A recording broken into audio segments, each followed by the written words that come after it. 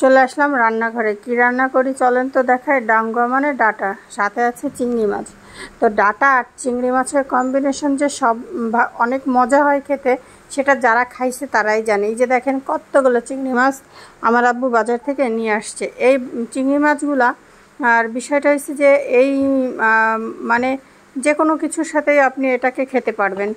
সেটা হতে পারে যে কোনো কিছুর সাথে, ভাজি হোক বা ঝোল হোক, ভুনা হোক। আম্মু আবার কয় লাউ ভাজি আর সিসিঙ্কা ভাজির কথা।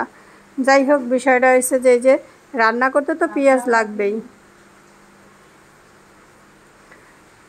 যে কোনো কিছু ভাজির ভিতরে আপনি দিতে পারেন। তো এই যে সব কিছু কাটাকুটি করে ডাটাগুলোকে কেটে নিয়ে আমরা এই যে সাথে করে এখন একসাথে এটাকে বসিয়ে দেব। তো কিভাবে রান্না করি সেটা একটু প্রসেসিংটা দেখাই। এই যে দেখছেন ডাটাগুলোকে সুন্দর করে কাটা রয়েছে। এই ডাটাগুলো এরকমভাবে কেটে রাখা হয়েছে পানিতে, এই জন্য এরকম একটু কোঁকড়ায় গেছে।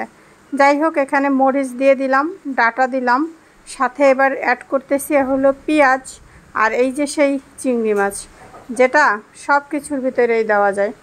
যাই হোক, এখন আমরা চিংড়ি মাছগুলো একবারে সব কিছু দিয়ে বসাই দেব। দ্বিতীয়বার আর আমাদেরকে কিছুই করা লাগবে না। এবার পরিমাণ মতো তেল দেবেন। তেল আপনার ইচ্ছা মতো আপনি দিতে পারেন, কারণ হচ্ছে কেউ তেল বেশি খায়, কেউ তেল কম খায়। তো যাই হোক, এবার আমরা আরেকটু স্বাদ বাড়ানোর জন্য লবণ, যতই যাই দেই না কেন, লবণ না দিলে তো তরকারি খাওয়াই যাবে না। কি বলেন ভাই বন্ধুগণ? একটু সুন্দর কালার করার জন্য সাথে ব্যবহার করব হলুদ। তো যাই হোক, এখন আমরা একটু হলুদ দিয়ে এরপরে আমরা একটু নাড়াচাড়া দিয়ে জাস্ট একটু মিশিয়ে দেব।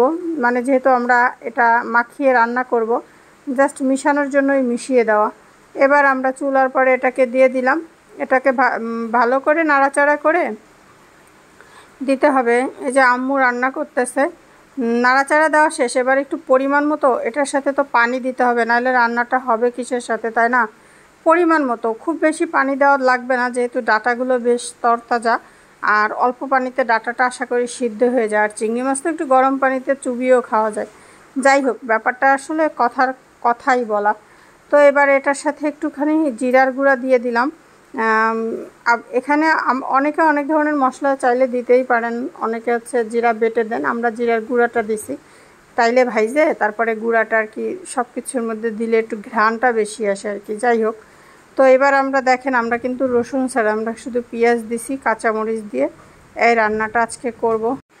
তো রান্নাঘরে এত বেশি গরম, তো গরম আবার চলে আসলাম রান্নাঘরে, চড়াই তো দিয়ে গেলাম। দেখেন আমার তরকারিটা কিন্তু খুব সুন্দরভাবে এই যে হয়ে আসছে। তো এবার হচ্ছে এটা মানে এত সময় পর্যন্ত দেখলেন কতটুকু সময়ের ভিতর আমার তরকারিটা রান্না শেষ। একবার চড়াই দিয়ে ঢেকে দিলাম, তারপরে জাস্ট এসে নাড়াচাড়া দিয়ে এখন আমরা তরকারিটাকে এই যে নামিয়ে নিয়ে গরম ভাতের সাথে খাওয়া হবে। এটা যে খেতে কি পরিমাণ টেস্টি, জাস্ট এটা আপনাদেরকে বলে বুঝাতে পারবো না। খাওয়াইতে পারলে অনেক ভালো লাগতো আর কি।